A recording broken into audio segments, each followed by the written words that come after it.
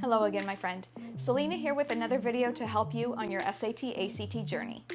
This video's topic centers on why chasing a perfect SAT/ACT score is a waste. Okay, it's confession time. I am done holding back on this, and it is time for a blunt stance on this damn I must get a perfect score philosophy. See, for the vast majority of students, likely including yourself, striving for a perfect score is a complete waste.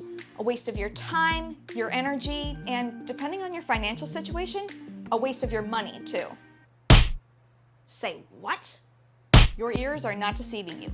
Tirelessly pursuing a perfect score is akin to the metaphorical wild goose chase. It is a terrible idea to pour your resources into chasing one. And on top of all that, chances are pretty good you don't really need a perfect score anyway. So let's explore why relentlessly chasing a perfect SAT/ACT score is such a waste, and what you should do instead. Reason number one, the difference between a near-perfect score and a perfect score is a crapshoot. I'm going to share a little secret with you. I've tutored dozens of high schoolers for the SAT and ACT, and I've sat for both tests as an adult multiple times and consistently landed in the 99th percentile. But are you ready for the twist? I have never gotten a perfect score. And I'll tell you why. Solid preparation and skills are not enough to pull off a perfect score. You also need a very forgiving curve and a little bit of luck. And I just haven't gotten the stars to align that way, and I may never do so. And that's okay. You may not be able to pull it off either, and that too is okay. Besides, every miss on the perfect goal will stress you. You already have enough stress in your life, so why would you induce more when it's perfectly avoidable? What to do instead? Establish your stopping point, whether based on the mid-50 range for your top choice school or for a certain scholarship, and stick to it. As I said in a previous video, this gives you a finish line. Even if just a target finish line to start, you can always adjust it later. Reason number two, it costs money to take these tests. Unless you're eligible for a fee waiver, every time you register for the SAT or ACT, you're paying about $50 a pop. And that doesn't include the extra cost of the essay, test release if you order it, and any late registration fees. It adds up pretty quickly.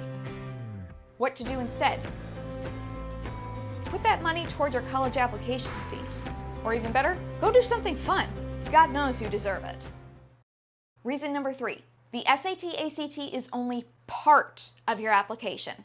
Even if you're gunning for an Ivy acceptance, the Ivies are going to review and consider every piece of your application. If you're already within striking range of the perfect mark, ask yourself this question: do I really need to push higher? I've tutored several students whose SAT/ACT scores were high but not perfect, who nonetheless landed acceptances at top-tier schools, including Yale, Princeton, and NYU. Here's how. Each one of them had additional very powerful traits in their applications, including a National Merit semifinalist, a District Outstanding Athlete of the Year award, and others. These traits say more about a candidate than a perfect SAT/ACT score ever will. Think about this.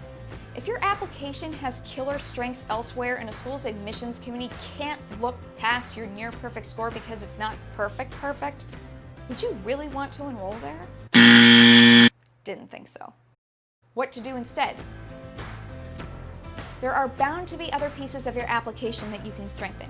Instead of obsessing over getting a perfect score, use your time and energy to bolster those other pieces.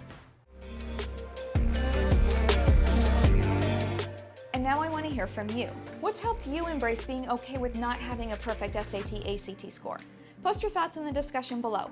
And afterward, don't forget to press that subscribe button to be the first to know about new videos to help you on your SAT/ACT journey. Until next time, stay healthy, stay sane.